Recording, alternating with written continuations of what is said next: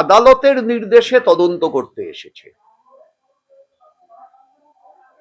কয়লার রপ্তানি আমদানি বাবদ যা ট্রানজাকশন হয়েছে তাতে সরকারের যে প্রাপ্য টাকা সেটা সরকার পেয়েছে কিনা।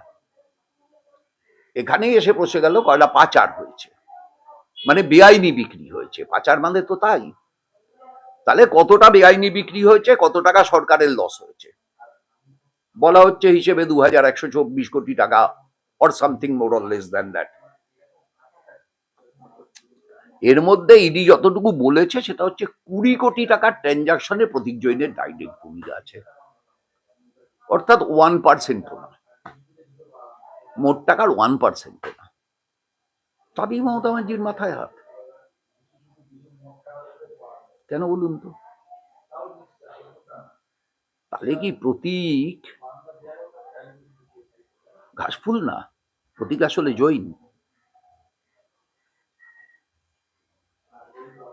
তার করা ট্রানজাকশনই ভোট তৈরির, ভোট বৈতরণী পার হওয়ার রসদ।